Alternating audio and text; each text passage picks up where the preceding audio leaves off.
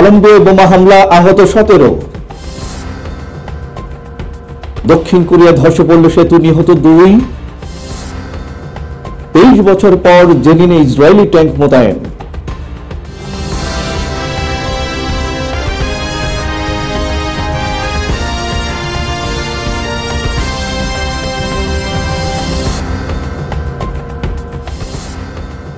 আসসালামু আলাইকুম। সার্চ টিভির আন্তর্জাতিক সংবাদে আপনাদের স্বাগত জানাচ্ছি। আমি মোহাম্মদ রফিকুল ইসলাম। শুনছিলেন প্রধান প্রধান খবরের শিরোনামগুলো, জানাচ্ছি বিস্তারিত। কলম্বিয়ার দক্ষিণ পশ্চিমাঞ্চলে সোমবার বোমা হামলার ঘটনা ঘটেছে। এতে 3 শিশু এবং 2 পুলিশ কর্মকর্তা সহ 17 জন আহত হয়েছেন। দেশটিতে ভঙ্গুর শান্তি প্রক্রিয়া নিয়ে ক্রমবর্ধমান উদ্বেগের মধ্যে এই হামলার ঘটনা ঘটল। কাউকা বিভাগের গভর্নর অক্টাভিও গুজম্যান এক্সে পোস্টে জানিয়েছেন, মোরালেস শহরের একটি পুলিশ স্টেশনের বাইরে সম্ভবত একটি মোটরসাইকেলের সঙ্গে সংযুক্ত একটি ডিভাইস বোমা বিস্ফোরিত হয়েছে। তিনি বলেন, 7 বছর বয়সী এক মেয়েকে গুরুতর আহত অবস্থায় হাসপাতালে ভর্তি করা হয়েছে এবং 2 পুলিশ কর্মকর্তার চিকিৎসা দেওয়া হয়েছে। কলম্বিয়ায় বামপন্থী গেরিলা, ডানপন্থী আধা সামরিক বাহিনী, মাদক কার্টেল এবং সরকারি বাহিনীর মধ্যে 6 দশক ধরে চলমান সশস্ত্র সংঘাত থেকে মুক্তি পাওয়ার জন্য লড়াই চলছে। সেন্ট্রাল জেনারেল স্টাফ এর বিদ্রোহী যোদ্ধাদের নিয়ন্ত্রিত অঞ্চলে হামলার জন্য কর্তৃপক্ষ এখনও কাউকে দায়ী করেনি। শান্তি চুক্তির বিরোধিতাকারী একটি দল, যারা এফআরসি থেকে বিচ্ছিন্ন হয়ে গেছে, গত সপ্তাহে ভেনেজুয়েলার সঙ্গে কলম্বিয়ার সীমান্তের কাছে 2টি শহরে 4টি বোমা হামলার 6 জন আহত হয়, যার ফলে কর্মকর্তারা রাতভর কারফিউ ঘোষণা করেন। এই হামলার জন্য ইএলএন গেরিলা গোষ্ঠীকে দায়ী করা হয়েছে। অন্যদিকে দক্ষিণ কোরিয়ার মঙ্গলবার একটি এক্সপ্রেসওয়ের নির্মাণস্থলের সেতু ধসে পড়েছে। এতে অন্তত 2 জন নিহত হয়েছেন, আহত হয়েছেন আরও 5 জন। দেশটির কর্তৃপক্ষের বরাত দিয়ে এই তথ্য জানিয়েছে বার্তা সংস্থা এএফপি।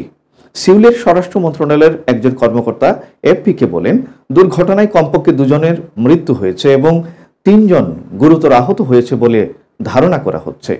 তিনি আরও বলেন, আহতদের হাসপাতালে ভর্তি করা হয়েছে। স্থানীয় গণমাধ্যমে প্রচার করা এক ভিডিও ফুটেজে দেখা গেছে, সেতুটির একটি অংশ ভেঙে পড়েছে। এর ফলে বাতাসে ধোঁয়ার কুণ্ডলী ছড়িয়ে পড়েছে। সিউল থেকে প্রায় 82 কিলোমিটার দক্ষিণে চিউনানুতে ওই ঘটনা ঘটেছে।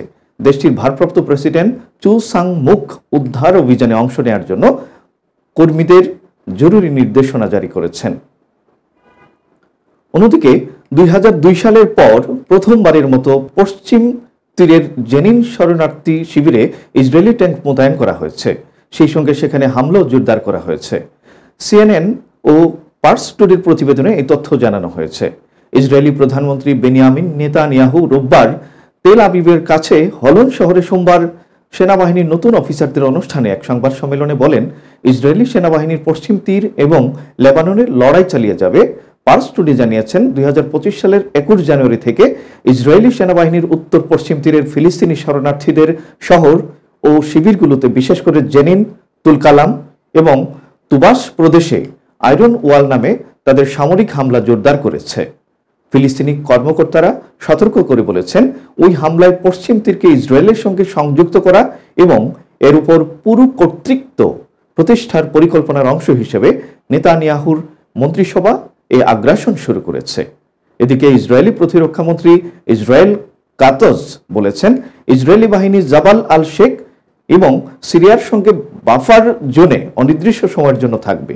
তিনি আরও বলেন, আমরা পশ্চিম তীরে যে শরণার্থী শিবিরগুলোতে প্রবেশ করেছি, সেখানে পশ্চিম তীরের বাসিন্দাদেরকে ফিরে যেতে দেব না। ইসরায়েলি এই মন্ত্রী আরও বলেন, 2টি লক্ষ্য ছাড়া যুদ্ধ শেষ হবে না, আমাদের সকল বন্দীদের ফিরিয়ে দেওয়া এবং গাজায় হামাস শাসনের অবসান।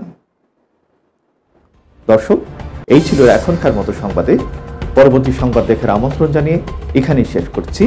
খুদা হাফেজ।